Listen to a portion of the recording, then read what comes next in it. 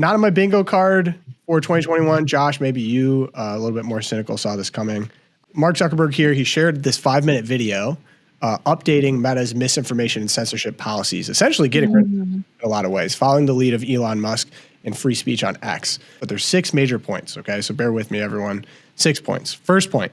First, we're going to get rid of fact checkers and replace them with community notes similar to X.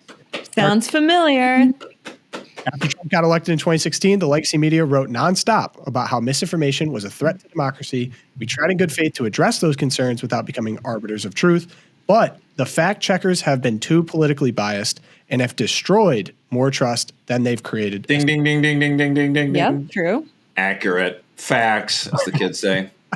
Who wrote this? Okay, so that's only the start. That's number one. Number two, second, we're going to simplify our content policies and get rid of a bunch of restrictions on topics like immigration and gender that are just out of touch with mainstream discourse. What started as a movement to be more inclusive has increasingly been used to shut down opinions and shut out people with different ideas, and it's gone too far. Solid. The left is the real fascists, yes. Mm-hmm. Third, we're changing how we enforce our policies to reduce the mistakes that account for the vast majority of censorship on our platforms. So by dialing them back, we're going to dramatically reduce the amount of censorship on our platforms. We're also going to tune our content filters to require much higher confidence before taking down content. Fourth, we're bringing back civic content. Now, I personally have noticed this as our numbers on Instagram have done much better as of recent, and for a long time, just totally in the barrel. For a while, the community asked to see less politics because it's making people stressed. So we've stopped recommending these posts, but it feels like we're in a new era now, and we're starting to get feedback that people want to see this content again. Fifth, we're going to move our trust and safety and content moderation teams out of California, and our U.S.-based content review is going to be in Texas. Zuckerberg joins the herd of independent minds. There they go. Off to Texas. Texas, all right. On to Texas, and then 6, finally, we're going to work with President Trump to push back on governments around the world. They're going after American companies and pushing to censor more. The U.S. has the strongest constitutional protections for free expression in the world. Europe has an ever-increasing number of laws institutionalizing censorship and making it difficult to build anything innovative there. Latin American countries have secret courts that can order companies to quietly take things down. China has censored our apps from even working in the country. So whenever I posted about it, people are like, I don't trust him. And I think that's a reasonable response. But again, I guess. I mean, what do they mean by that, Tom? What do you... Right. Like, they don't think you'll follow through. They think it's cynical, whatever. But to my point, I'm like, it honestly. They don't think Zuckerberg's? They don't think Zuckerberg's legit. They think that it's a suck up move. They don't think he's actually going to follow through. They think he's being a snake. That being said, so 2 points. One, I think he actually has undergone a very transformative experience in terms of the people he associates with, the lifestyle that he lives. I actually have a former professor, one of my favorite former politics professors, shout out James M. Patterson on Twitter. He put together a good thread of just his history with the UFC, what he's done himself. Like, people don't really understand how much he has changed. It's not just about this election. And then he goes through and does a lot of detail on his association with Dana White, his training with all of these.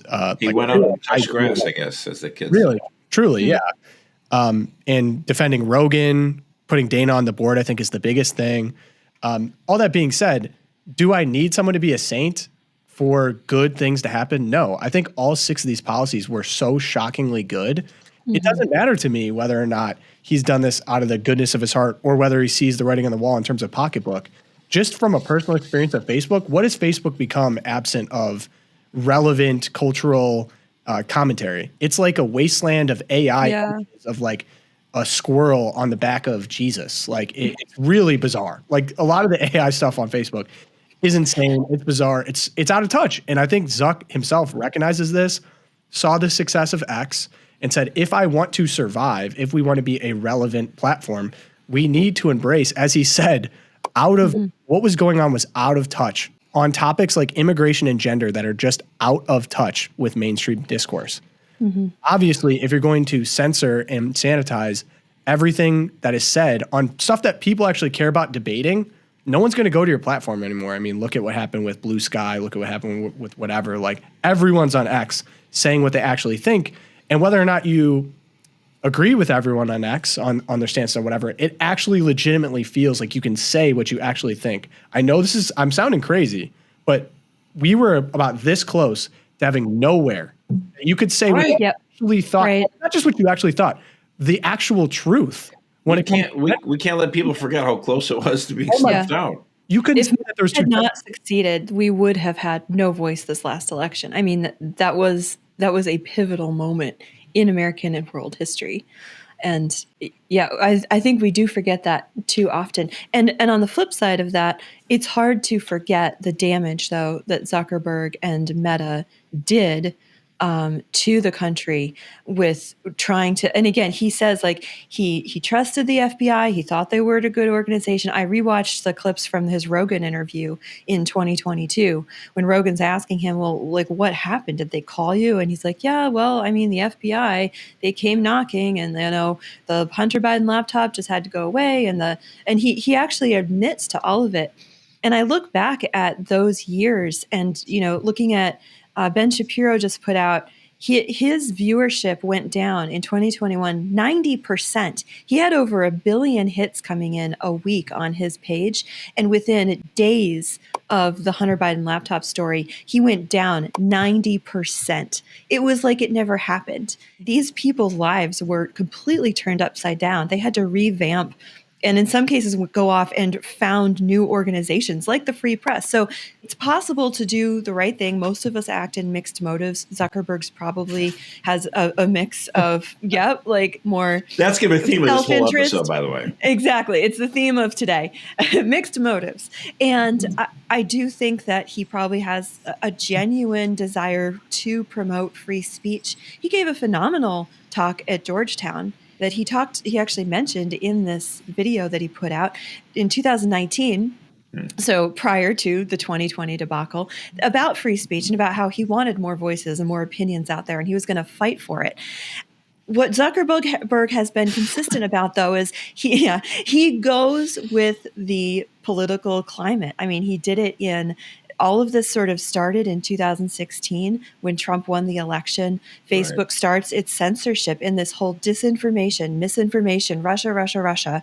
And they start getting hammered by people like Dianne Feinstein. She had all those hearings at the Hill where she openly threatened social media platforms because they saw that it was Facebook and Twitter where Trump had won the election, because those were the platforms where independent news outlets like Daily Wire Plus, later on, like The Loop, we were able to get a foothold into people's homes and get them information that they weren't getting from legacy media.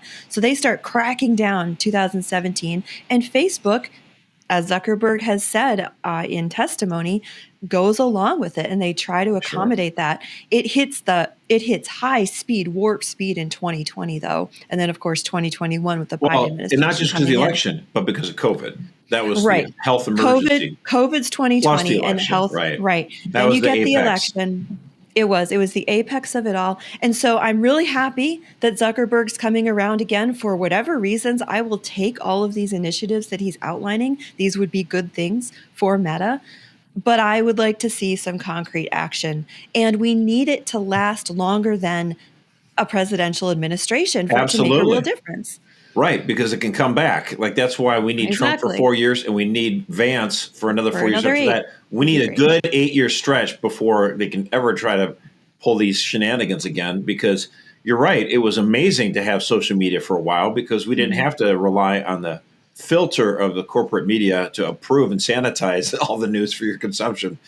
Yeah. But, this has been a great awakening. This 21st century really has. Like, kudos to Elon Musk for what he did with X. Kudos to Donald Trump for winning. Thank the good Lord.